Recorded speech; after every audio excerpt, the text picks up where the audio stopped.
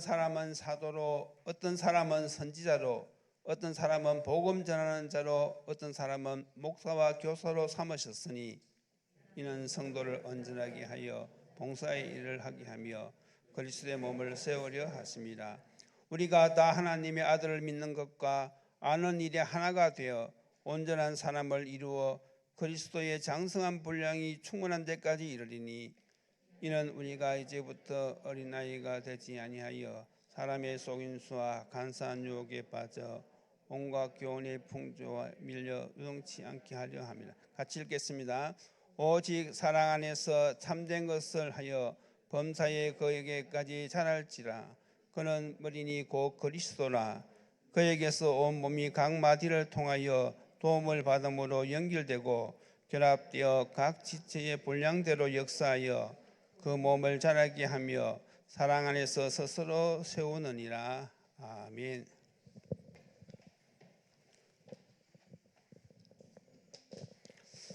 오늘은 제자가 누릴 교회의 비밀 6번째 시간으로 재직을 세우는 이유입니다.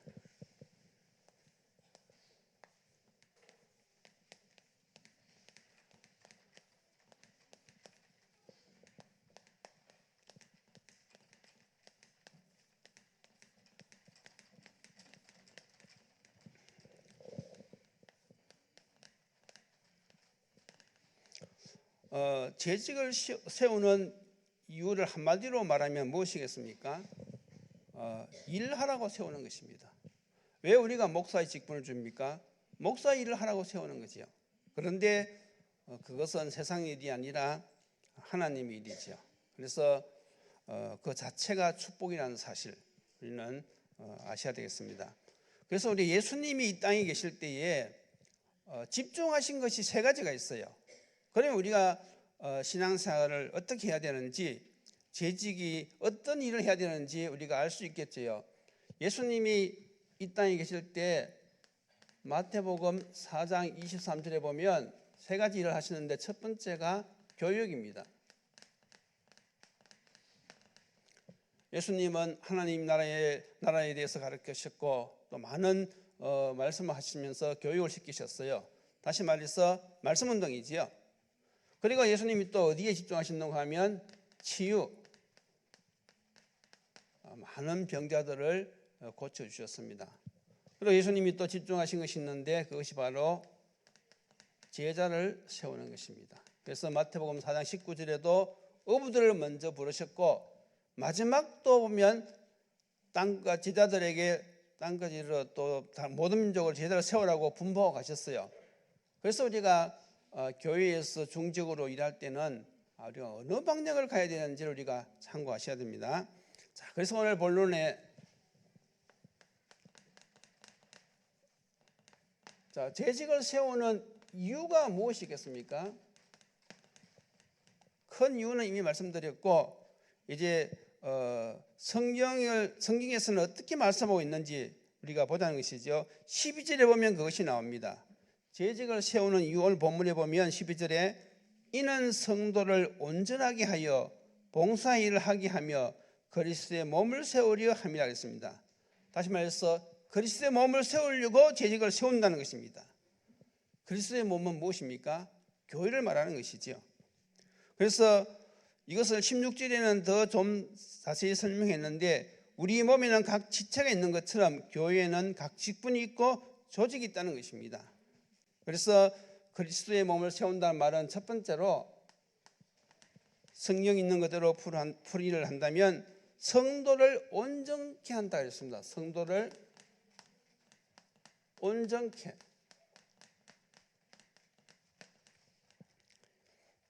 이 말은 그리스도인답게 양육한단 말이죠. 그리스도인. 그래서 성도들을 양육해서 참 그리스도인으로 세워내는 작업을 누가 하느냐 하면 목사님도 하시지만은 중직자들이 하셔야 된다 이 말이죠. 그런 직분을 담당하는 사람들이 70인 제자고 중직자인 것입니다. 자, 그래서 이런 중직자를 세워내려면 하루아침에 되어지는 것은 아니겠지요. 그래서 여러분들이 아셔야 될 것은 무엇인가 하면 성경에서 말씀하고 있는 평신도 사역자의 수준이 어느 정도냐 이거지요. 그냥 교회만 왔다 갔다 한다고 해서 그게 되는 것이 아니란 말이지요.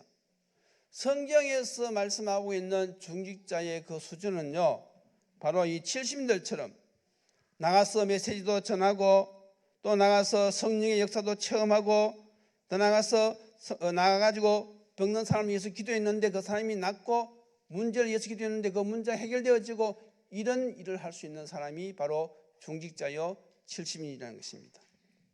그러니까 이게 사람의 힘으로 되는 게 아니잖아요.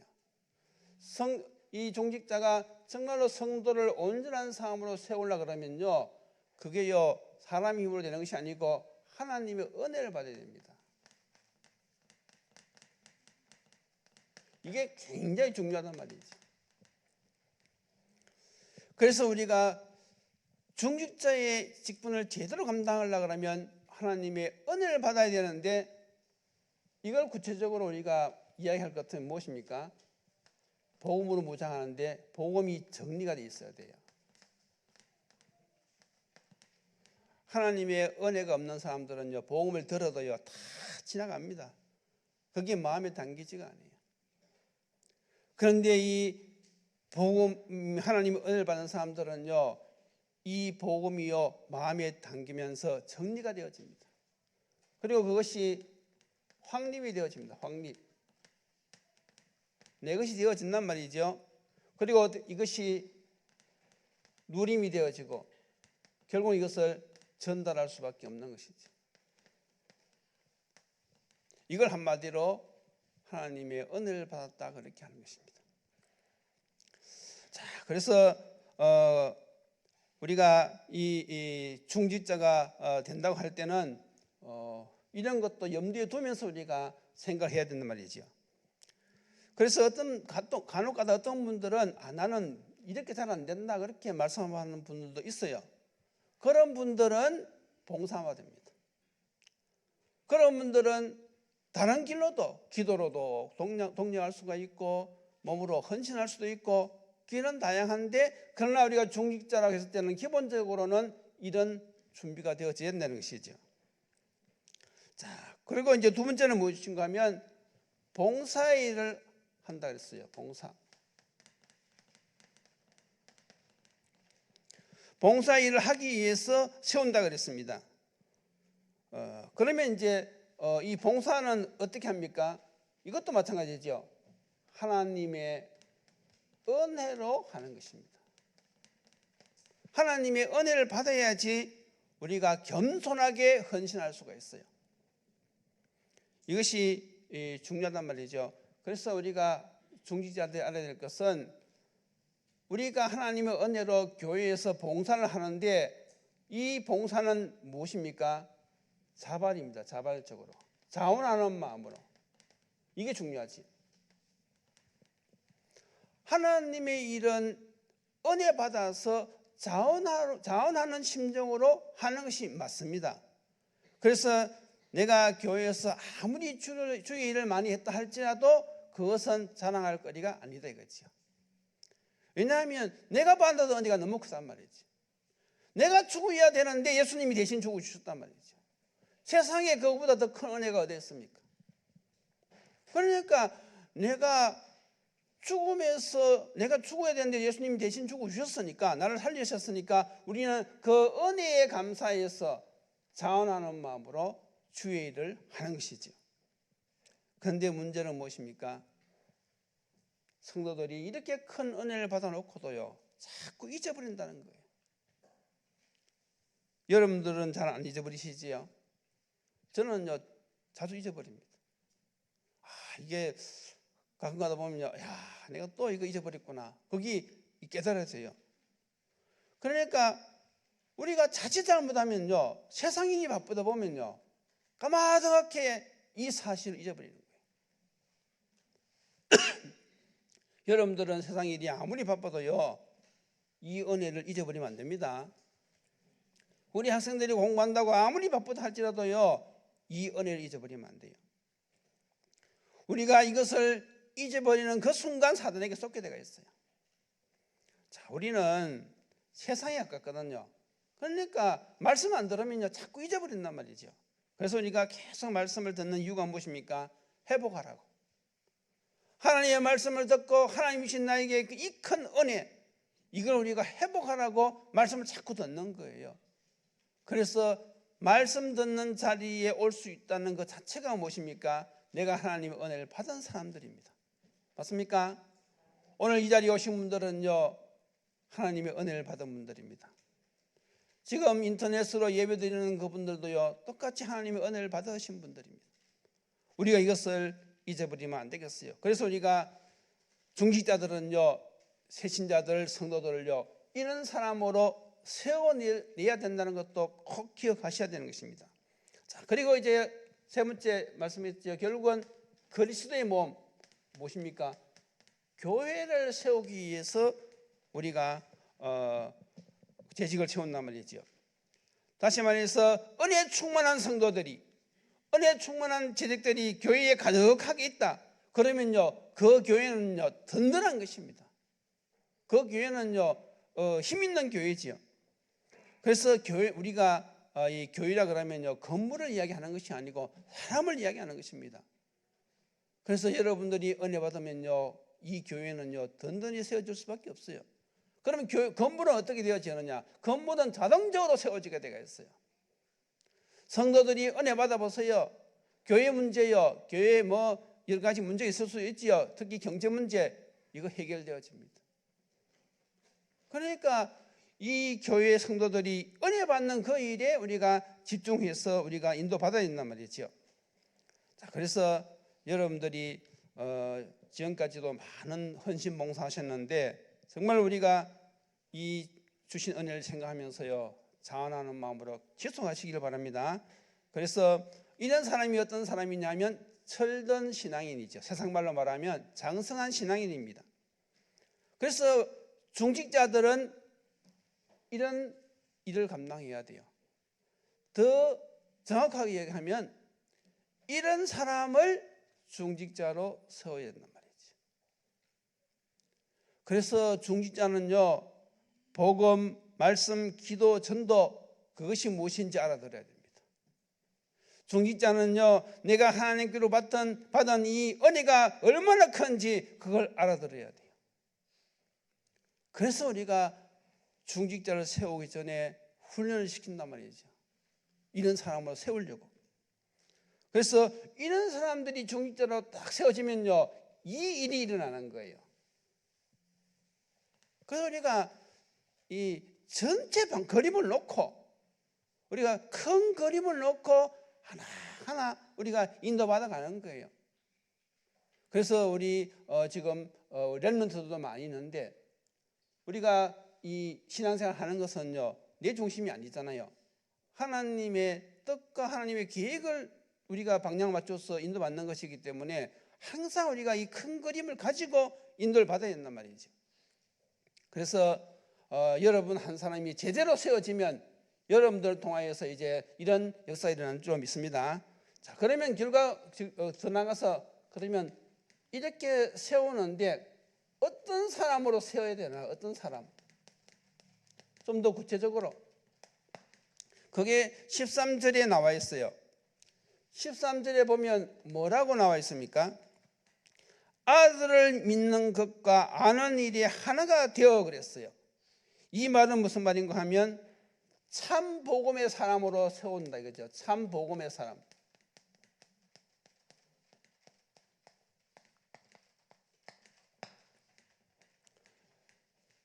그러니까 그리스도를 지식적으로만 아는 것이 아니라 실질적으로 삶 속에서도 복음적인 삶을 살 수 있는 사람으로 세워내는 것이죠.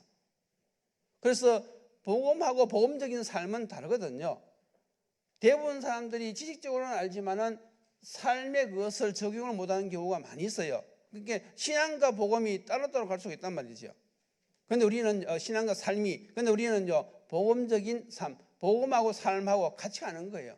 그런 사람으로 우리가 결국 세워낸단 말이죠. 그리고 이제 두 번째는 무엇입니까? 온전한 사람을 이루어 그랬어요. 온전한 사람이 땅 아무도 없습니다. 그런데 이것은 무엇을 말하는가 하면 참 믿음의 사람.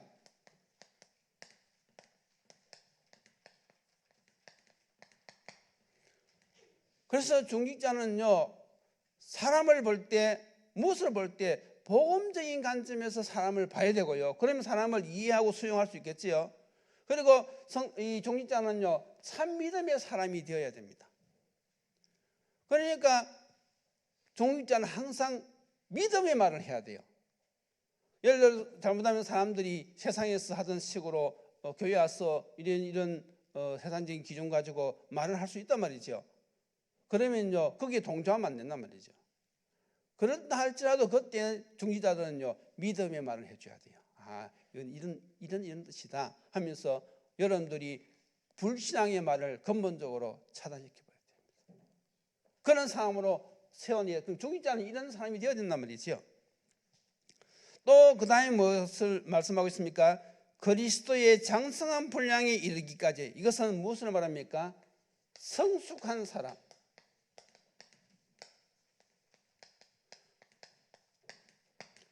이런 사람이 되어야 된단 말이죠. 이것은 장성한 사람하고는 좀 다른 거예요. 장성한 사람하고 성숙한 사람은 의미가 좀 다르죠. 장성한 사람은 이미 여러분도 아시다시피 컸다는 뜻이잖아요. 어른이라는 뜻입니다. 그런데 성숙은 무엇입니까? 일을 할 수 있는 사람이란 말이죠. 어떤 사람은 몸은 컸어도 일을 할 줄 모를 수 있거든요. 그건 아직 성숙하지 않은 것이죠. 우리가 과일도요, 익었다 해서 바로 먹는 것보다도 숙성시켜서 먹으면 더 맛있잖아요. 그것처럼 교회 일도요, 성숙한 사람, 하나님의 뜻을 알고 실질적으로 그 일을 할 수 있는 사람, 이런 사람으로 세워내야 된단 말이죠. 자, 그래서 이것을 이제 좀 구체적으로 종합적으로 이야기하면 어떻게 되겠습니까? 종합적으로 이야기하면 우리가 늘 듣듯이 로마서 16장에 나오는 인물, 거기 7가지 별명이 나오는데 우리가 자주 쓰는 3가지가 있잖아요. 첫 번째가 무엇입니까? 보호자. 두 번째가 동력자.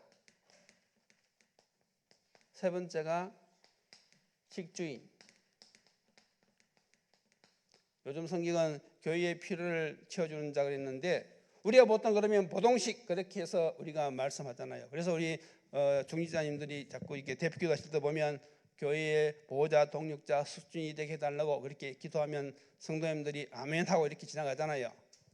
자, 그런데 그러면 보호자, 동력자, 식주인은 구체적으로 그러면 어떤 일을 하는 사람들이란 말입니까? 이게 이제 중요하잖아요. 우리가 늘 보호자, 동력자, 식주인 말은 하는데 그러면 그것이 구체적으로 어떤 일이냐 이거죠. 그걸 알아야지 성도들이 그 역할을 할 거 아닙니까? 그래서 이런 부분을 여러분들이 잘 생각하셔야 됩니다. 자, 보호자는 어떤 역할입니까? 로마서 16장 1절 2절에 보면 베베 지사님을 이야기하면서 나의 보호자라 그렇게 했거든요. 그러면 베베 지사님이 하신 일이 뭡니까? 그건 이 전도자의 그 심부름을 한 사람이거든요.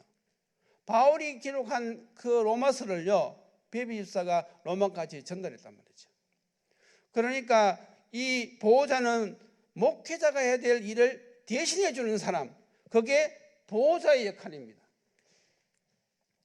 그러면 우리가 구체적으로 이야기할 것 같으면 예를 들어서 차량 운행, 주일날 우리 중직자인데 차량 운행 하잖아요. 그게 보호자 역할입니다. 개척교회 보세요. 목사님이 차량 운행하고 와서 또 예배 인도하고 또 뭐 사모님이 식사 준비해가지고 성도들 먹이서 또 태워주고 그거 목회자가 다 하거든요. 우리도 처음엔 그렇게 다 했어요. 그런데 이제 어느 정도 교회가 규모가 세워지면 그 일을 이제 우리 중직자들이 대신해 주는 거지요.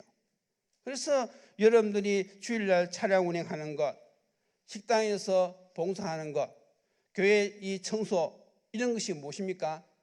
보호자 역할을 하는 것입니다. 자, 그 다음에 이제 동력자 역할은 무엇입니까? 로마서 16장 3절 4절 보면 브리스가 아굴라 부부를 보고 동력자라 그랬거든요. 이 동력자는 무엇인가 하면 목회자와 함께 다니면서 복음 운동하는 사람을 동역자라고 그래요. 자, 그러면 이 브리스가 아굴라 부부는요, 이 가이오 뭡니까? 아굴라 목사님에게 특히 복음도 전했고요. 또 로마까지 가가지고 바울을 도왔거든요. 심지어 감옥까지 가서 바울을 도왔습니다. 그러니까 이 동역자 역할은 지금으로 말할 것 같으면요, 성가대 하는 것, 이것도 동역자 역할입니다. 그리고 수교 교사, 이것도 동역자 역할입니다. 더 나가서 말씀 사역자로 같이 뛰어난 거, 이것도 동역자지요. 그리고 우리가 구역장 건찰이 되어가지고 구역의 식구들을 돌봐주는 거, 이것도 무엇입니까? 동역자 역할입니다. 여러분들 지금 잘하고 계시지요? 우리가 의미를 알고 했단 말이죠. 식주인은 무엇입니까? 로마서 16장 23절 가이오 장로가 나오지요. 주로 보면 이것은 교회와 전도자의 필요를 채워주는 것이 식주인 역할입니다. 주로 경제적인 부분이 많지요. 그래서 이런 부분도 여러분들이 중직자는 생각하셔야 됩니다. 한 번은 제가 노예를 참가하기 위해서 갔었는데 하나교회 그 신문준 목사님을 좀 만났어요. 그래서 뭐 오랜만에 만나고 하니까 차를 같이 한잔 하자 그렇게 얘기하시더라고요. 그래서 가서 이제 차를 같이 마시면서 이야기를 하는데 제 동생 이태훈 장로가 참 교회에서 큰 역할을 한다는 거예요. 일을 참 잘한다는 거예요.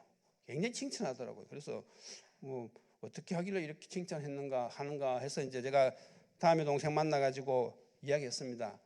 너 교회에서 어떻게 했길래 그래 목사님이 그렇게 칭찬하느냐 물어보니까 동생이 하는 말이, 이 목사님이 본부 일을 하시잖아요. 그런데 본부에서 뭐 어떤 재정적인 도움이 전혀 없대요. 다 자비량으로 그걸 한다는 겁니다. 그래서 경비가 많이 들어가는데, 그래서 자기가 이제 후원회를 조직해가지고 한 달에 이렇게 몇백만 원씩 도와드린다는 거예요. 그래서 그래서 그렇게 칭찬했구나. 그래서 제가 이야기했죠. 네가 하나교회의 가요 장로다 하면서 이제 칭찬했거든요. 그러면서 우리 교회도 이런 좀 장로님들 중직자들이 나오면 참 좋겠다 그런 생각을 좀 했습니다. 여러분 가만히 생각해 보세요. 오늘 일부러 뭐 이야기하는 건 아니고 말이 나왔으니까 하는 이야기인데, 여러분들이 보호자, 동역자, 이 식주인 역할, 특히 우리 뭐 목사님 해외 캠프 나가시거나 이러면요, 우리가 이렇게 좀 경비 좀 서시하면서 도와드릴 수 있잖아요. 그리고 우리 전사님들 지금 신학교 다니는데 얼마나 또 필요합니까? 그리고 우리 부교육자님들 뭐 애 키우고 애 교육 시킨다고 사실 어렵거든요. 그러니까 이런 부분도 여러분들이 기도하시면서 응답 받으셔야 돼요. 그래서 어떤 분들은 내가 뭐 빛의 경제 축복을 받아서 하겠다 그런 분들도 있는데, 물론 뭐 그렇게 하셔도 좋은데 그러면요 아마 이 땅에서는 좀 힘들 겁니다. 그래서 지금 있는 수준에서 내가 한 달에 10,000원이라도 내가 도와드리겠다, 그렇게 여러분들이 마음을 담고 기도할 때요, 하나님께서 더 큰 빛의 경제의 문을 여실 줄을 믿습니다. 그래서 뭐 같은 목사라고 이런 말 하는가 그게 아니고 오늘 주제가 그래요. 그래서 이런 것도 중직자들이 좀 아셔야 됩니다. 하나님께서 그걸 놓고 기도할 때에 더 큰 경제의 문도 있을 줄로 믿습니다. 그래서 이런 보호자, 동역자, 식주인의 역할, 이것을 중직자들은 꼭 기억하셔야 됩니다. 자, 그리고 세 번째로 이제 무엇인가 하면 재직이 주의할 것이 있어요.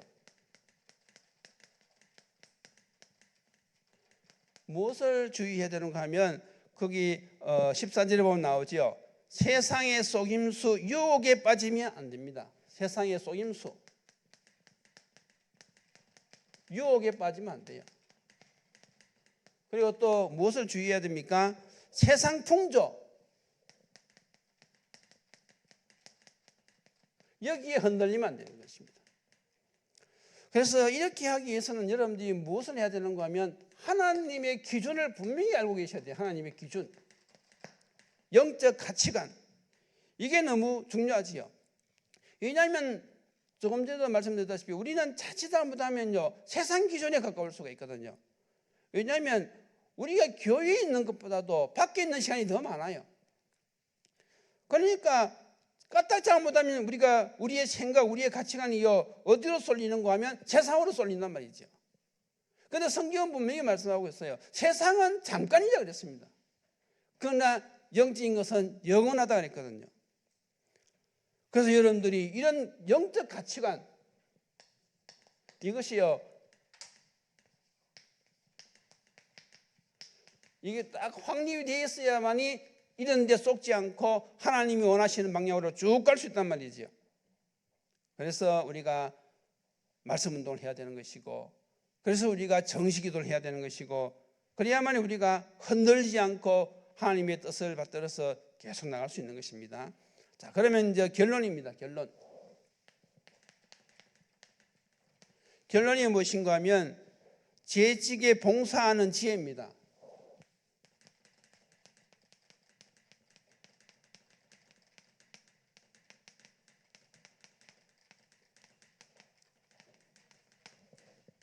재직에 봉사하는 지혜인데 한마디로 말하면 무엇입니까? 재직은요 교회의 방향을 맞춰서 봉사를 해야 됩니다. 교회의 방향, 항상 여기에 방향을 맞춰야 돼요. 다시 말해서 우리 중직자들은요 목사님의 목회 철학이 무엇인가, 우리 목사님이 어떤 방향으로 목회를 하시는가, 이걸 잘 아셔야 돼요. 그리고 그 방향을 따라서 협력하는 것이죠. 자, 그러기 위해서 이제 어떻게 해야 되는가 하면 첫 번째가 강단 말씀입니다. 모든 재직들은, 모든 성도들은요 강단 말씀으로 하나로 뭉쳐야 돼요. 그래서 언제든지 저 중심으로 우리가 인도를 받아야 된단 말이죠. 그러니까 강단 말씀을요 적어도 한 주간 동안은요 늘 마음에 담고 기도하며 살아야 돼요. 그것이요 당장 내가 말씀 붙잡았다 해서 뭐 내 문제가 해결되거나 뭐 어떤 일이 일어난 그런 건 아닙니다. 그런데요 내 영적 상태가 바뀝니다. 이게 놀랍거든요. 이번 주는 하늘로부터 오시는 이 그리스도, 그래서 이 말씀 붙잡고 네가 기도하는데 늘 한 주간의 삶 속에 누림이 있단 말이죠. 어떤 문제를 만나더라도 이 말씀을 다 묵상하면요 내가 이미 벌써 방주 안에 들어와 있구나, 그리스도가 나의 인생의 주인이시구나. 그러면요 내 영적 상태가 어떻게 된다고요? 이미 승리한 상태가 되어지는 것이죠. 다시 말해서 우리의 이 기차가 그냥 달리는 것 같아도요 철길 따라 달리거든요. 우리의 이 영적인 철길은요 하늘로 딱 향해 있단 말이죠. 그래서 여러분들이 오늘 하루하루 강단 말씀 붙잡고 나갈 때요 어느 날 보면요 내가 하나님이 기뻐하시는 자리, 응답의 자리에 딱 하게 되는 겁니다. 그래서 여러분들이 이 강단 말씀을 항상 마음에 품고 우리가 인도받아야 되고요. 두 번째가 무엇인가 하면 재직들은요 반드시 교회 모임에 꼭 참석하셔야 됩니다.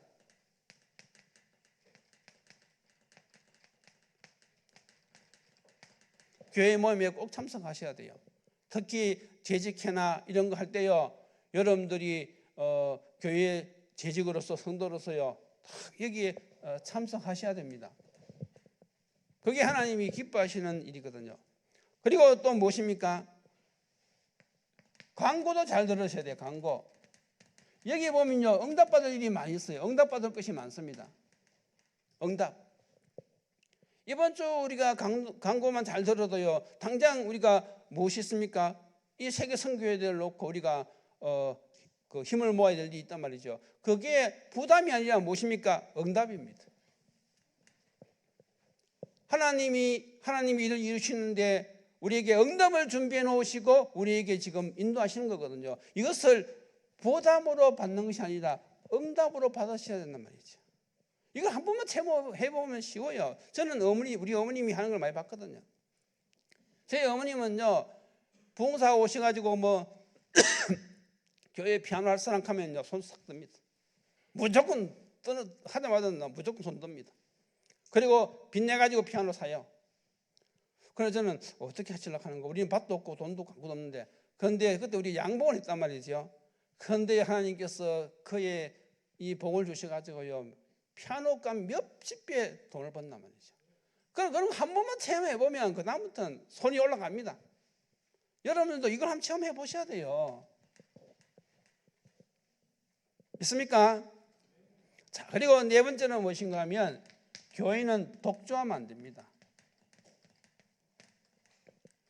어떤 분들은 내가 알아서 다 할게, 그런 분도 있는데 그것도 좋은 방법이지만 교회는요 혼자 하는 것이 아니거든요. 교회는 항상 사람들 같이 힘을 합쳐서 그거 하는 것이 그게 올바른 방법인 것입니다. 절대로 독주하면 안 됩니다. 그리고 마지막으로 무엇입니까? 우리 재정은요 당회를 중심으로 모여야 됩니다. 당회. 그래서 교회는 이 당회가 중요하단 말이죠. 모든 최종 결정권은요 당회에 있습니다. 당회장은 당연히 우리 목사님이고요, 담임 목사님이시고, 그래서 당회에서 결정된 사항은 온 성도들이 힘을 합쳐서 그 일에 우리가 매달려야 되는 것이죠. 이게 이 지상에 있는 교회의, 특히 하나님이 원하시는 교회의 특징입니다. 그래서 우리가 이런 재직들을 우리가 세워낼 때에 그 교회는요 힘이 있는 교회가 되는 것이고 하나님의 뜻을 이룰 수 있는 교회가 되는 것입니다. 그래서 여러분들은요 이 시대에 세계를 바라보고 지금 우리가 신앙생활 하잖아요. 그래서 여러분들이 우리는 능력이 없지만은 하나님이 우리에게 은혜 주시면 우리는 그 일을 할 수 있는 거예요. 우리가 심부름만 잘하면 되는 것이기 때문에 이런 은혜가 있기를 예수님 이름으로 축원드립니다. 기도드리시겠습니다. 하나님 감사합니다.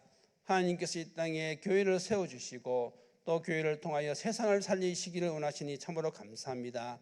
이 일에 쓰임받는 교회가 있고 또 이 일에 버림받는 교회가 있는데 우리 트리니티 교회는 하나님이 귀하게 쓰시는 교회가 되어서 하나님의 뜻을 이루고 세상을 살리는 데 쓰임받게 하여 주시옵소서.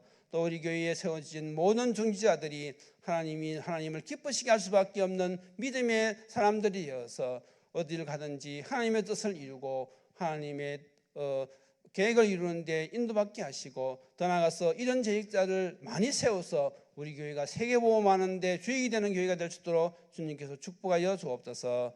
예수님 이름으로 기도드리옵나이다. 아멘.